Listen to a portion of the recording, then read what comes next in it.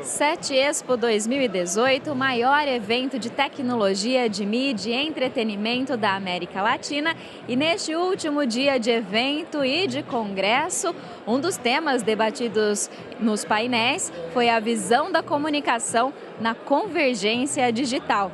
E participaram desse painel a Deise Feitosa, que é pesquisadora do OBTED, da ECA USP, também a Fernanda Castilho, que é da FATEC, o Fernando Moura, que é editor-chefe da revista SET e vai também conduzir essa entrevista, e a Carla, a Carla Pollack, que é professora da Casper Libero. Muito obrigada pela presença de todos vocês aqui.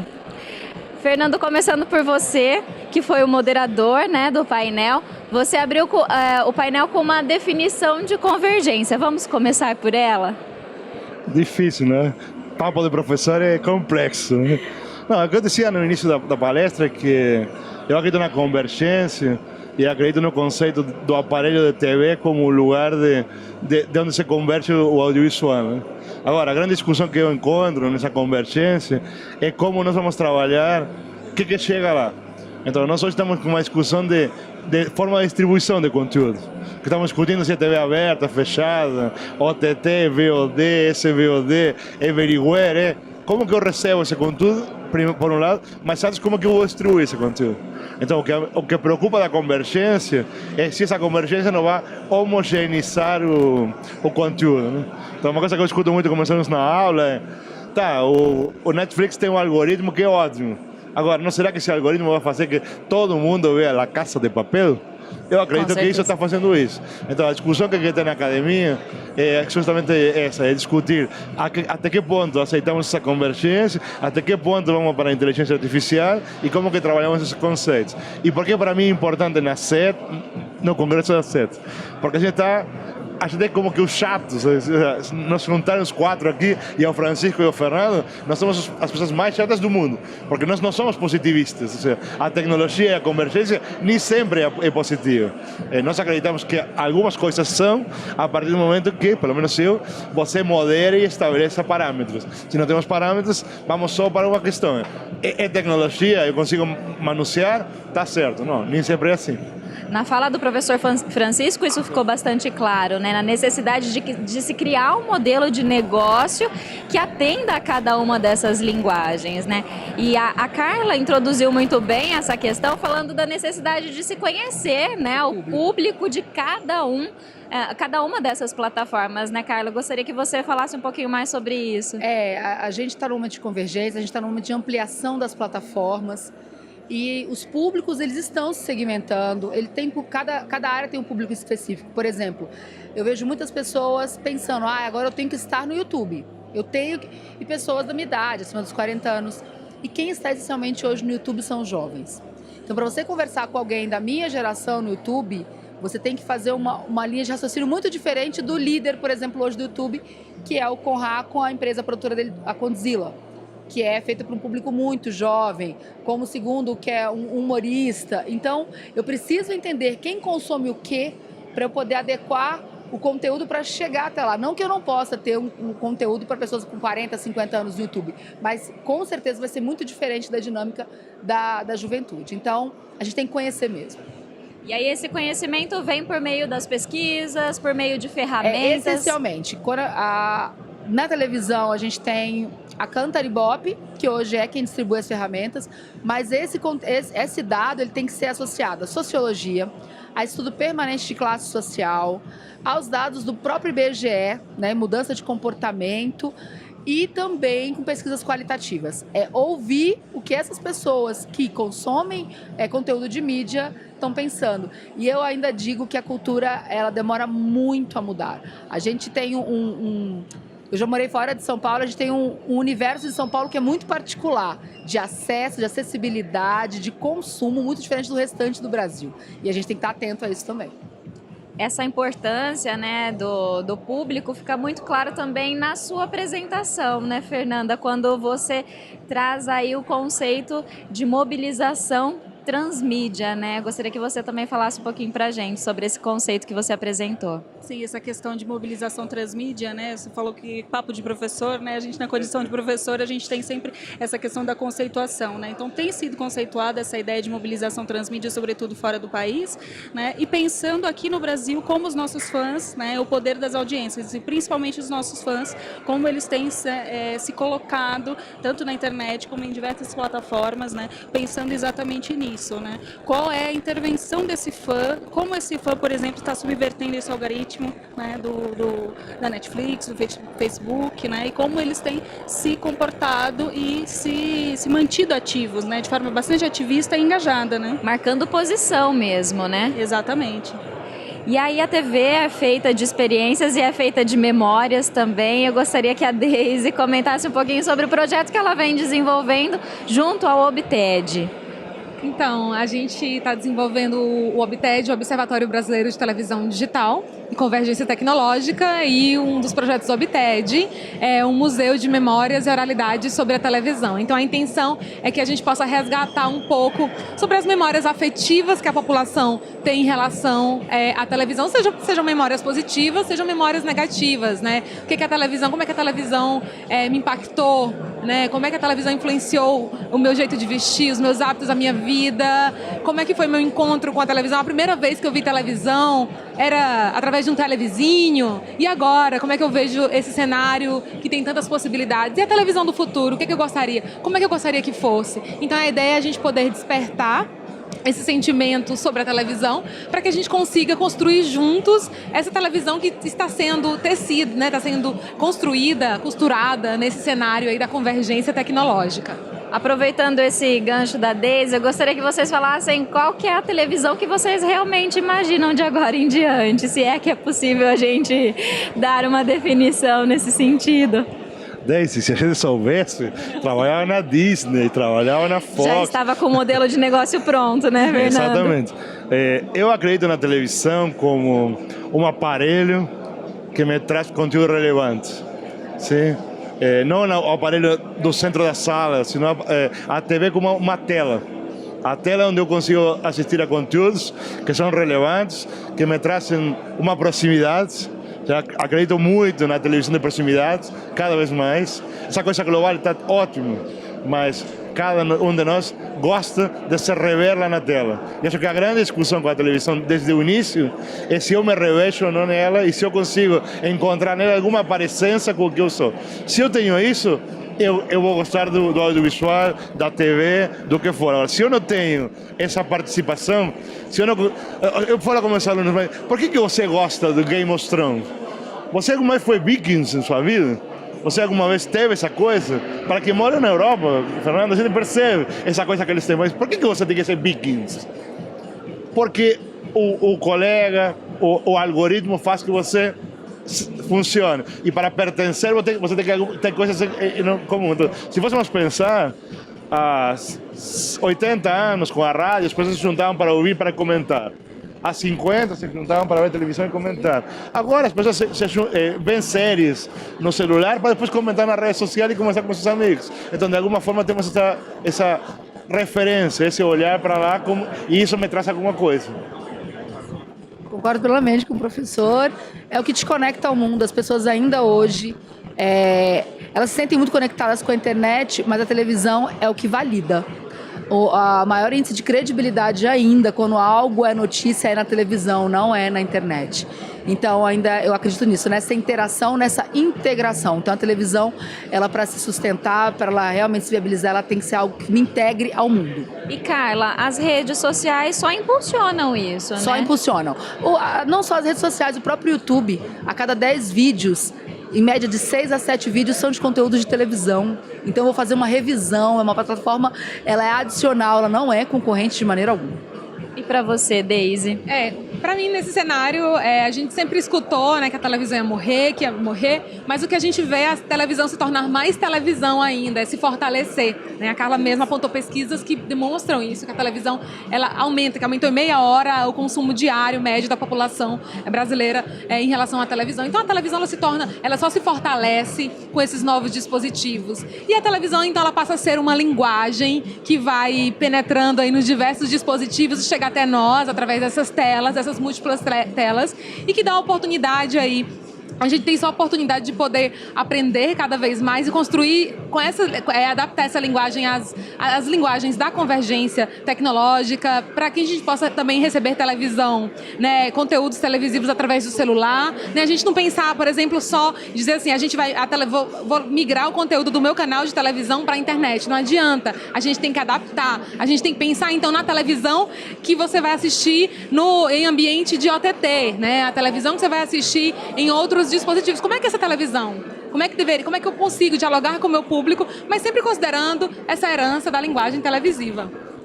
Essa é a sua visão também, Fernanda? Eu concordo plenamente aqui com os colegas e as colegas, e pensando nisso, né, a gente passou 10 anos, eu passei 10 anos num projeto chamado Obtel, Observatório Ibero-Americano de Ficção Televisiva, justamente pensando se a televisão ia ter um fim ou não, e afinal, não, né?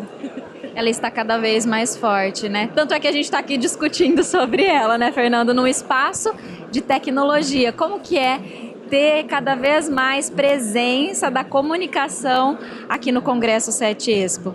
Exatamente como o momento que estamos vivendo aqui. É de convergência. Nós estamos com câmeras, com unidade móvel de televisão, tudo broadcast, e estamos transmitindo pela internet. Então, aqui estamos discutindo distribuição. E o que nós temos que discutir na comunicação é como que vamos distribuir. O conteúdo é relevante, alguém vai ver. Agora, por que precisamos um caminhão, câmeras broadcast, luz profissional? Porque se você faz com qualidade, as pessoas veem. Agora, a qualidade é a mensagem, porque os youtubers brasileiros, eles não têm tanta qualidade em termos de imagem, mas eles têm qualidade no conteúdo que eles levam para as pessoas. Eles vão e assistem. Então, eu acredito que essa convergência, essa visão da comunicação passa por isso, por o broadcast entender que você tem que olhar o outro, não fazer o que o outro quer, mas ter em conta o que ele quer para você entender o que você vai fazer. Porque senão você cria um hiato, sabe? A televisão, as crianças acham que a televisão mexe, e não é brincadeira. Já vi crianças tocando a TV para mexer, ela não mexe, mas talvez no futuro mexe. Por quê? Porque vai ser a tela na qual ela consome o conteúdo, independente de onde ela vem. Eu acredito nisso, em conteúdo relevante, independente de onde ela vem. Isso será a televisão. Agora, sempre pensando que a televisão nasceu broadcast. Sim. E chamamos TV porque vem do inglês broadcast TV free to air. Pronto, a partir daí discutimos todas as formas, mas a tecnologia nos ajuda a mudar hábitos de consumo. O consumo é, como você falou, é ver televisão. Aonde? A gente vai discutir. E aí precisa desses espaços mesmo para que essa discussão aconteça, né? É isso. É isso.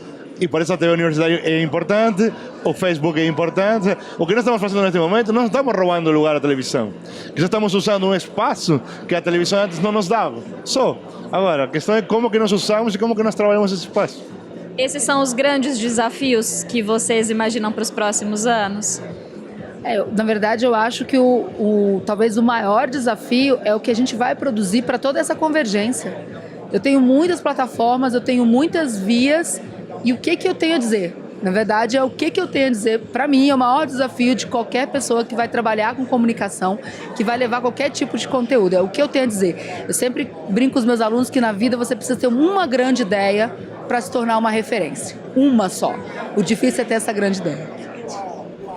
Vocês concordam, gente? Assustador, né? Por isso eu falava que se a gente soubesse era CEO da Disney, né? E aí você tem uma grande ideia. Mas a grande ideia é fazer conteúdo relevante. É como ser professor. Se você dá um conteúdo relevante para o aluno se interessa. Sim. Independentemente de qual conteúdo seja. É uma bela analogia. Não sei, é a que me ocorreu nesse momento, né? Mas... E pensar também nos diferentes públicos, né? Por exemplo, as crianças hoje, elas estão muito no YouTube, elas estão muito no Netflix, vendo a galinha pintadinha, vendo aquele conteúdo jovem, ele está mais ele gosta de séries de televisão. Então é tanto que nas minhas pesquisas, por exemplo, um dos grandes relatos dos jovens era: eu tô cansado de ver só novela, a gente não gosta, não é uma linguagem que se aproxima da gente, a gente quer ver séries de TV. E por que coloca séries de TV, por exemplo, à meia-noite? Por que não coloca mais cedo para que a gente possa assistir séries de televisão? Então a gente poder também fazer conteúdos relevantes, a gente pensar nos diferentes públicos e a gente pensar na maneira de distribuição desses conteúdos para diferentes públicos, ainda que seja na TV aberta. E sabe, os alunos estão todos vendo Grey's Anatomy. Grey's Anatomy é de minha época, de sua época. E por que eles estão vendo agora na Netflix? Porque é relevante, é bom. Ele foi feito para televisão aberta, cabo, há 20 anos e hoje continua relevante. É relevante, as pessoas vão ver. É passar de fato por uma mudança, vamos dizer, de lógica produtiva, né? De pensar o conteúdo de uma forma diferente, né? E pensando sobretudo nas conversações online, né, para tentar perceber exatamente quais são essas vontades dos públicos, as emoções dos públicos e pensar o que eles querem hoje, né, para não ter esse ato exatamente, o ato produtivo entre fãs, né, e Grey's Anatomy tem um fandom no Brasil enorme, né, assim como Harry Potter, assim como outros espaços, né, que tem um fandom muito grande e o que eles estão produzindo, né, e como é que nós conseguimos então diminuir esse ato, né? Não é o dado pelo dado, né, Carla? Não é o dado pelo dado. É o dado interpretado. E mais do que isso, né, pensar na comunicação bilateral. Antes eu só era um produtor e emitia. Hoje eu tenho um retorno imediato, seja pela rede social, seja pela interação. Então eu tenho o tempo todo estar interagindo e compreendendo esse público. Então não dá para ser o dado pelo dado, é um dado com consistência. Exatamente, o Clay Shirk, em A Cultura da Participação, ele fala muito que o jovem, por exemplo, ele está escapando da televisão cada vez mais, exatamente porque na televisão tradicional, como a gente conhece, ele não tem a oportunidade de interagir, enquanto a internet, ela nasce interativa, ela nasce com todas essas redes, com esse mundo que você consegue assistir, consegue migrar de plataforma, consegue dar opinião, enquanto que, né, no modelo de televisão aberta tradicional que a gente tem, isso ainda não é possível. Então eu queria deixar bem registrado aqui essa necessidade de da televisão se abrir, né, os produtores de televisão se abrirem cada vez mais para a questão da representatividade, para que o jovem também se sinta representado nesse ambiente tradicional de televisão aberta, né? E também de dar possibilidades de participação, de escutar esses públicos, de fazer com que esses públicos também possam construir conteúdo em conjunto, em colaboração com essas grandes emissoras de televisão. Acho que é aí que está o trunfo, é a participação, é a gente poder trazer isso, que é uma herança, é uma característica belíssima da internet, que é a colaboração e a participação. Por que a gente não pode construir televisão aberta também dessa maneira? E talvez aí pensar em um exemplo que vem dos streamers. Os streamers, eles têm o audiovisual como um ponto, mas o mais importante é a interação. Então, a segunda tela já está dentro da própria tela. Então, eu discuto muito com os alunos de design isso. Eles se contam, professor, mas por que tenho que ver uma coisa e não posso interagir em cima dela? Quizás a televisão também tenha que pensar, talvez, em como interagir. Como disse Jenkins, a gente não tem interatividade, tem interação. Mas a interatividade não tem, porque eu não posso fazer nada que mude o discurso linear da televisão. Talvez essa é outra discussão, outro grande desafio, a televisão não ser tão linear, não só na emissão, senão no conteúdo, né? E aí você pode participar realmente. A gente tem, né, grandes discussões, alguns programas movimentando redes sociais, né? Mas o que a gente não vê é o caminho da rede social para o programa televisivo, né? Os comentários sendo de fato ali representados, incorporados de alguma forma aos roteiros produtivos de certa forma, né? Então eu imagino que seja isso. A gente também tem que pensar na adaptação das pessoas. Falar dessa experiência, a Globo fez uma experiência com os canais do Sport TV durante as Olimpíadas, onde ela tinha 18 canais, e ela falou que foi um fracasso. Por quê? Porque, por exemplo, as pessoas que assistiam futebol a algum jogo não queriam ficar vendo interação, porque aquilo atrapalha o jogo. Então não é todo gênero que vai aceitar esse tipo de interação. Exatamente. Então eu preciso pensar também nos gêneros. Que tipo de gênero é adaptável para essa interação? Porque senão não vai funcionar. E aí tem o problema do eSport, por exemplo. O eSport é um gênero que começou no streamer. Sim. E agora passou para a televisão. O que se está discutindo no eSport muito é que narrativa eu tenho para contar essa história. Eu não quero o comentador do futebol no eSport. Eu quero alguém que me conte a história do game. E aí a gente tem que discutir como você conta uma história que está feita numa tela. E como você cria outra tela para contar essa tela. No streaming, como temos interação, eles gostam. Na televisão tem aumentado, mas estamos discutindo ainda narrativa e interação, de como que eu faço esporte na TV, por exemplo. Eu acho que para as redes sociais nada que é impositivo funciona, né? Porque a gente vê algumas campanhas que são lançadas por emissoras, mas que elas não pegam, justamente porque elas não partem de uma necessidade do público, mais uma vez, né? É verdade. Mas talvez porque também estamos em um momento de transição.